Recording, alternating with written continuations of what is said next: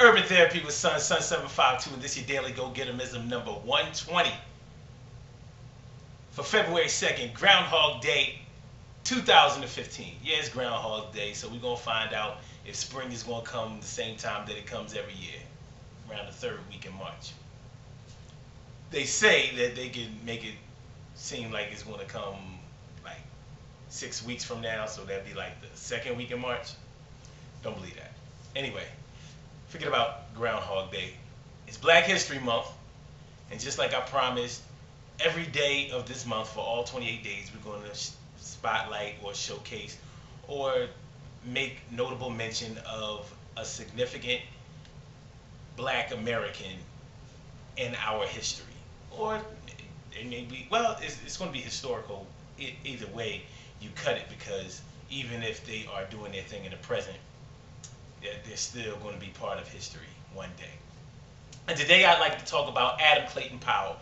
Adam Clayton Powell was the first Black American to be elected to the House of Representatives. He was a congressman, first Black congressman, and he represented Harlem, New York. And I'll tell you something, Adam Clayton Powell was a firecracker. He wasn't no joke. He didn't take no mess. And we need more Black leaders like he was. He was also the chairman of education and of labor. So he was about that money. He was about getting jobs for Black Americans. He knew that the way for us, well, he felt that the way for us to get anywhere in the way of advancement was to be able to make a living, to be able to make a decent wage so that we could take care of our families. And you know ain't nothing wrong with that. So shout out to Adam Clayton Powell. Adam Clayton Powell, look him up and learn about him and know that we need more leaders like that even to today, especially in the political realm. We need politicians that are down for ours. It's always about money, but anyway, forget about it a lot. Today I want to talk about people leaving you hanging. You ever get left hanging? You ever get stood up before? You ever get dissed? You ever been promised that you were going to get something, and somebody just didn't deliver, and they didn't even have like a decent excuse or a decent reason for leaving you out there like that? That's when somebody leaves you hanging. I want to talk about this is how brothers used to do back in the day, and I'm probably going to lose my player's card for putting y'all onto this, but look, this is the way it used to happen, and cats used to play chicks out like this. So I'm just put y'all on. Back in the day, I used to know brothers that would tell their girl that they was on their way to pick them up. So baby, listen, put on your good stuff. We going out tonight. We gonna have a good time. Me and you, me and my baby, we going out.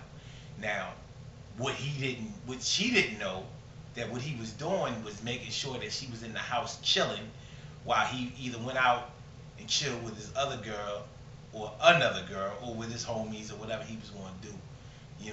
He had no intentions of coming to pick her up. Maybe he was going to drop by the crib later on with a really crazy excuse about how something happened that night or whatever. But one thing he didn't have to worry about is her going out and enjoying herself with her friends or with another dude, because she was waiting on her man. Straight leaving him hanging. Now that was what we call kicking game back in the day. I think that was a weak thing to do, but some people might consider that to be really, really intelligent. As a matter of fact, some people probably looking at this video right now thinking like, yo, why didn't I ever think of that? Make sure she stay in the house because she think I'm on my way to get her. Now, you have to understand that this was in the days before cell phones, so it wasn't going down like that. You'd be hard pressed to get that off now. Now you have to tell some lie like, oh, my battery was dead, or I lost my phone, or I couldn't find my phone, or somebody stole my phone, or I couldn't get to a charger, that kind of thing. So, but back in the 80s and 90s, you didn't have to worry about that too much. Even though we had cell phones in the 90s, they wasn't like they are now. Everybody wasn't expected to have one like they are right now. So, that's just one of the ways that people keep you hanging. Now, if you're like me, you don't like getting stood up. Somebody telling you meet me here, whatever, and they show up really, really late, or they don't show up at all. Now, I mean, people have different reasons for doing this. Some people do it on purpose. That's just the actual fact. Some people do it on purpose. Some people just like to play head games with people to see if they can make people do things, to see if they can make them go. It's kind of weak. But these are the games that people play, and this is how people get left hanging.